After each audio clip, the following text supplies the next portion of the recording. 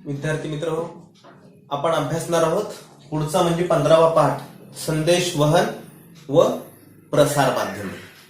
कशाला म्हणतात संदेश वहन आणि काय असतात ही प्रसार माध्यम, यांचा फायदा किंवा आपल्याला काय उपयोग आहे यांचा, याबद्दल आपल्याला या पाठामध्ये अभ्यास करायचा आहे. संदेश म्हणजे काय? मेसेज. आपल्याला मेसेज म्हणतात हे माहिती आहे, त्यालाच मराठीमध्ये संदेश म्हणतात. काय होतं बरं मेसेज आल्यानंतर? बरं वाटतं. कोणाचा मेसेज आल्यावर बरं वाटतं?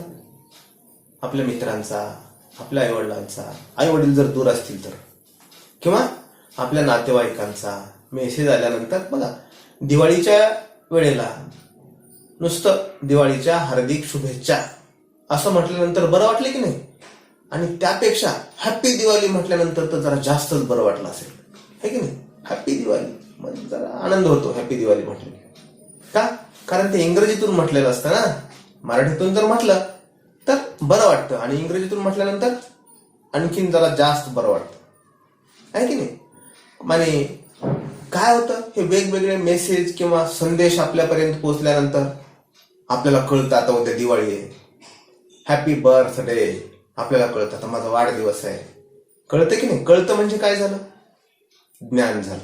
समजा बातमी लिहितो आपण फळ्यावर, काय पुढच्या 24 तासामध्ये पाऊस पडण्याची शक्यता आहे.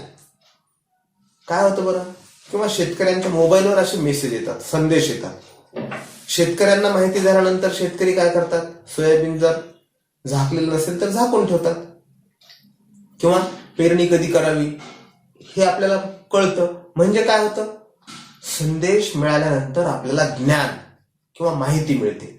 म्हणजे या संदेशाचा उपयोग माहितीसाठी होतो. आणि माहिती म्हणजे काय असतं? ज्ञान.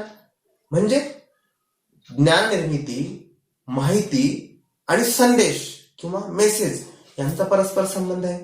शिवाय या संदेश वहनामधून आपली माणसं आपल्याला कळतात, त्यांच्या भावना आपल्याला कळतात. खरंच आपल्या प्रती या माणसांच्या भावना काय आहेत हे आपल्या लक्षात येतं. म्हणून आपण एकमेकाला मेसेज करत असतो किंवा संदेश देत असतो. तुमच्या प्रती माझ्या मनामध्ये हा भाव आहे, मग स्नेहभाव आहे. राग आल्यानंतर रागात देखील माणूस रागाचे मेसेज करतो की नाही? म्हणजे या सगळ्यांचा उपयोग आपल्याला होतो. म्हणजे संदेशवहन कशासाठी? ज्ञान निर्मितीसाठी किंवा माहिती मिळवण्यासाठी हे संदेशवहन असतं. आणि प्रसार माध्यमे म्हणजे काय? मग हा संदेश ज्याच्या माध्यमातून आपल्यापर्यंत पोहोचतो, त्या संदेशाचा प्रसार होतो, पसरतो, ते माध्यम म्हणजे प्रसार माध्यम. आता तुम्ही घरी आहात, मी पण घरीच आहे, आणि इथून मी तुम्हाला माहिती देतोय. माहिती कशाची? या संदेशवहनाबद्दल सांगायला लागलेलं आहे. आपल्या परिसर अभ्यासाच्या पुस्तकामध्ये असणारे हे पाठ यांची माहिती मी तुम्हाला देतोय. म्हणजे काय? याच्यामधून आपल्याला माहिती मिळते, म्हणजे ज्ञान वर्धन होते, ज्ञान निर्मिती होते. आणि ही माहिती कशाच्या माध्यमातून तुम्हाला मिळायला लागलेली आहे? जर तुमच्या समोर मोबाईल असेल तर मोबाईल हे झालं प्रसार माध्यमाचं साधन. जर तुम्ही कम्प्युटरवर हे बघत असाल तर ते तुमचं कम्प्युटर काय झालं? प्रसार माध्यमांचं साधन झालं. आपण टीव्ही मध्ये सुद्धा बरेच कार्यक्रम पाहतो. टीव्हीला मराठीत काय म्हणतात? दूरदर्शन. म्हणजे दूरचं दाखवणारं माध्यम किंवा यंत्र म्हणजे टेलिव्हिजन. याला टेलिव्हिजन म्हणतात. हे टेलिव्हिजन कसं चालतं बरं? आपण पिन लावतो आपल्या सॉकेटमध्ये विजेच्या, बटन दाबलं की चालतं. कसं काय चालतं हे? कुठं चालू असतो क्रिकेटचा सामना बाहेरच्या देशामध्ये? काल भारत आणि ऑस्ट्रेलियाचा सामना झाला आणि आपण आपल्या घरी बसून पाहिला. कुठेही, अगदी दिल्लीला फिरोजशाह कोटला मैदानावर चालू असणारा भारतातला सामना आपण घरी बसून पाहू शकतो. किंवा मुंबईच्या वानखेडे स्टेडियमचा सामना आपण आपल्या घरी बसून पाहू शकतो. किंवा बेंगलोरला चिन्नास्वामी स्टेडियमवर असणारा सामना आपण आपल्या घरी बसून पाहू शकतो. किंवा बाहेरच्या देशामध्ये चालू असणारे सामने सुद्धा आपण आपल्या घरी बसून पाहू शकतो. त्याचबरोबर संसदेमध्ये चालू असणारं संसदेचं कामकाज आपण दिल्लीत आपण आपल्या घरी बसून पाहू शकतो. मुंबईला विधिमंडळाचं कामकाज चालू असताना कसे आमदार खासदार प्रश्न कसे मांडतात, आपण निवडून दिलेले आमदार खासदार कसं बोलतात, आपले प्रश्न ते मांडतात का तिथं, किंवा ते गोंधळ कसा घालतात चांगल्या पद्धतीनं, हे आपल्याला आपल्या घरी बसून पाहता येते की नाही. किंवा त्यांचं सगळंच वर्तन कळतं. जसं हे कळतं तसं आता लॉकडाऊन होता, कोविड किंवा कोरोना हा रोग, विषाणूजन्य रोग पसरल्यामुळे शाळा बंद होत्या. तुम्हाला टीव्हीवर देखील पाहायला मिळालं, शिकायला मिळालं. तो टिलीमिली नावाचा एक कार्यक्रम होता. त्याचबरोबर या मोबाईलच्या माध्यमातून देखील आपल्या शिक्षकांनी आपल्याला शिकवलं, तुम्ही ते पाहिलं. म्हणजे आपली भेट होत नसताना सुद्धा ही प्रसार माध्यम आपली भेट घडवून आणत होते. मला दिसत नव्हतात तुम्ही, परंतु तुम्हाला मी दिसत होतो. तुम्ही मेसेज लिहून पाठवत होतात, हा माझा प्रश्न आहे, हे मला समजलं नाही, किंवा हे समजलं, हा ग्रहपाठ लिहिलाय. या पद्धतीनं आपण संदेशांची देवाणघेवाण करत होतो. मग हे कशासाठी असतं गरजेचं? ज्ञान निर्मितीसाठी. या सगळ्यांसाठी संदेशवहनाची आवश्यकता असते. आणि आधुनिक पद्धतीनं संदेशवहन आता जे होते आपल्यामध्ये, मी तुम्हाला शाळेशिवाय शिकवण्याचा प्रयत्न करतोय आणि तुम्ही शिकताय किंवा शिकण्याचा प्रयत्न करताय. प्रत्यक्ष आहेत का आपण एकमेकांच्या समोर? नाही. ही एक आधुनिक पद्धती आहे.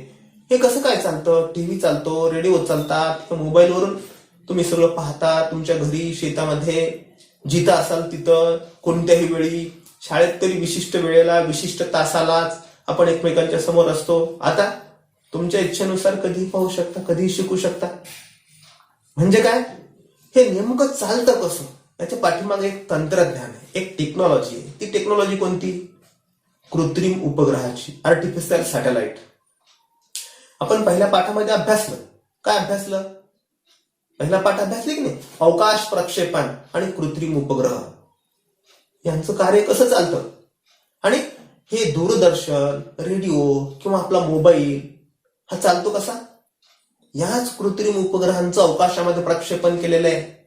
हे अवकाश प्रक्षेपण कसं केलं जातं याबद्दलची व्हिडिओ तुम्ही पहिल्या पाठामध्ये शिकवत असताना अजूनही पाहू शकता.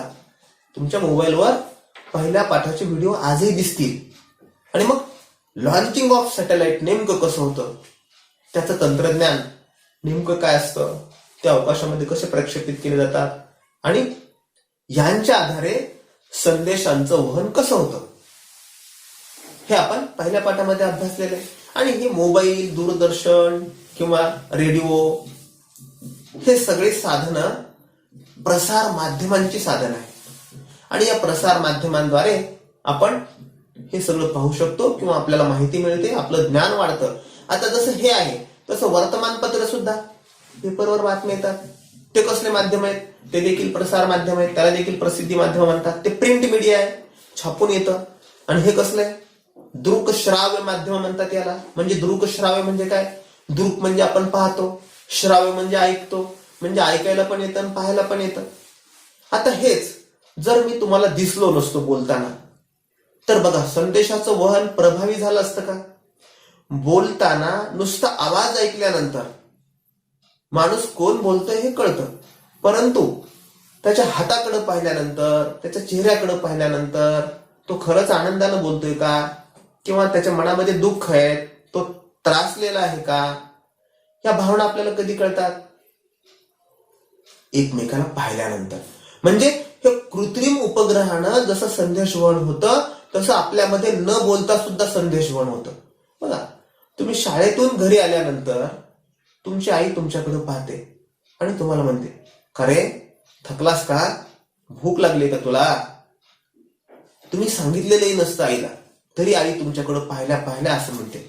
आणि तुम्ही लगेच म्हणता, का ग आई, कसं काय ओळखलंस? हा, मला भूक लागली. तुमचा चेहरा आईला सांगून जातो तुम्हाला भूक लागली म्हणून.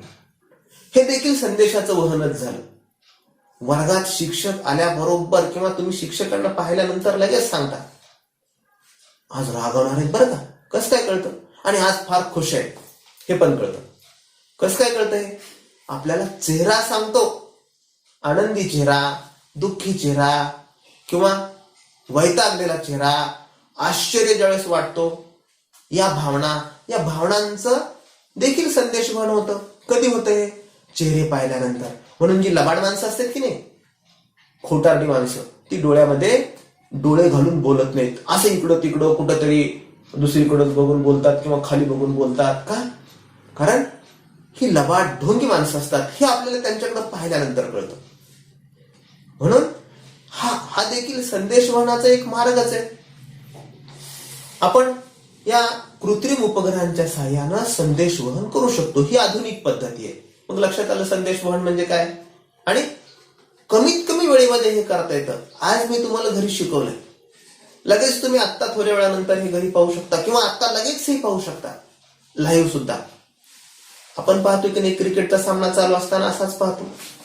म्हणजे काय, हे कमीत कमी वेळेमध्ये कृत्रिम उपग्रहांच्या सहाय्यानं आपल्याला सगळं बघता येतं. यासाठी वेळ खाऊपणा नाही. आता बघा, तुम्हाला शाळेत यायचं, मला शाळेत यायचं, येताना रस्त्यात धूर, कोविड-19, कोरोना विषाणू कुठं भेटला तर किती पंचायती आहेत.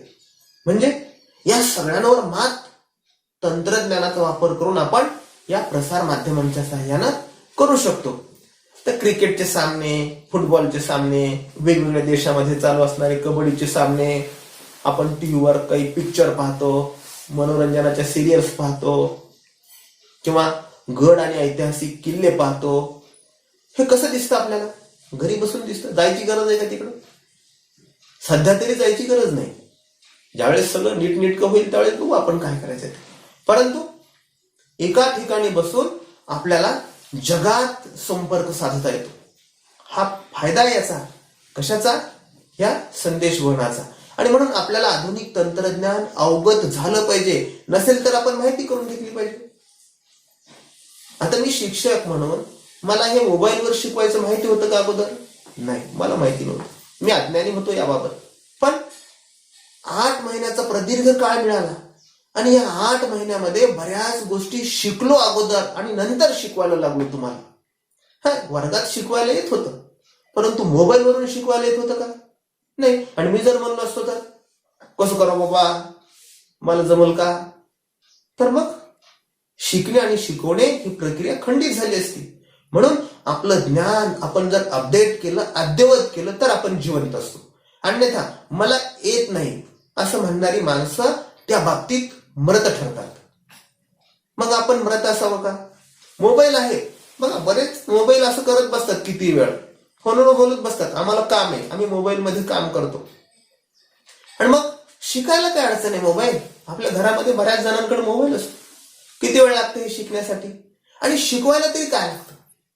म्हणजे आपण आपल्या ज्ञानाच्या बाबतीत सतत अद्ययावत असलं पाहिजे, अपडेट असलं पाहिजे, नवीन माहिती मिळवली पाहिजे, नवीन माहिती शिकण्यासाठी प्रयत्न केला पाहिजे. आणि माणूस हे करू शकतो. जी माणसं असतात की नाही, हा प्रयत्न करतात. ज्यांच्या डोक्यामध्ये विचारक्षम मेंदू आहे ती माणसं हे करू शकतात. आणि मग बाकीच्या सगळ्या गोष्टी आपल्याला करता येतात. हे का करता येऊ नये बरं? म्हणून मोबाईलद्वारे आपल्याला जसा संदेश साधता येतो, बोलता येतं एकमेकांना. कुठं बोलता येतं? तुम्ही मला बोलू शकतात, मी तुम्हाला बोलतो. एवढंच नाही तर आपण परदेशामध्ये असणाऱ्या माणसांना सुद्धा बोलू शकतो, आपल्या नातेवाईकांना बोलू शकतो, अगदी बाहेरच्या देशामध्ये. एवढंच नाही तर आपण पहिल्या पाठामध्ये अभ्यासलो, अंतराळवीर कल्पना चावला अवकाशामध्ये गेल्यानंतर तिथून काय म्हणाली बरं? सारे जहां से अच्छा हिंदुस्तान हमारा. हे तुम्ही ऐकले की नाही? पहिला पाठ पहा एकदा, आणखीन तुम्हाला पहिला पाठ शिकवलेला ऐकता येईल, पाहता येईल. हा फायदा कशाचा आहे? प्रसार माध्यमांचा आहे, संदेशवहनाचा फायदा आहे. शाळा असते आपली, पहिल्या तासामध्ये पहिल्या पाठात मी काय शिकवलं हे तुम्हाला आज ऐकता आलं असतं का शाळेत शिकून? नाही. म्हणजे आज ही संधी आपल्याला या संकटानं उपलब्ध करून दिलेली आहे आणि या संधीचा फायदा सुद्धा आपल्याला घेता आला पाहिजे. संकट आहे, अडचणी आहेत, हे सगळं सहज होत नाही, प्रयत्न करावे लागतात, वेळ जातो, खर्चही होतो, हे सगळं होतं, त्रास होतो.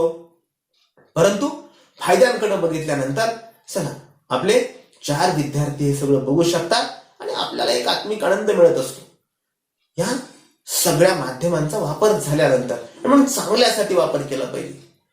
बाकी मनोरंजनासाठी मोबाईलचा वापर कमी करा, शिकण्यासाठी, ज्ञान मिळवण्यासाठी या सगळ्यांचा वापर केला पाहिजे. आपण पाहतो आपल्या देशाचे पंतप्रधान त्याचबरोबर राष्ट्रपती रेडिओवरून देशवासियांसाठी संदेश देतात.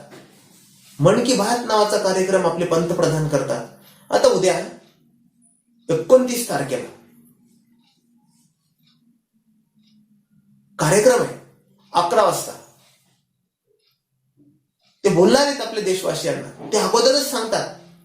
काय सांगतात की तुमच्या सूचना काय आहेत त्या सूचना द्या, तुमचं म्हणणं काय, कोणत्या प्रश्नाबद्दल बोलायला पाहिजे आपण लिहू शकतो पंतप्रधानांना, आपण फोन करून सांगू शकतो. ते सांगतात अगोदर मेल करा, आपण मेल करू शकतो.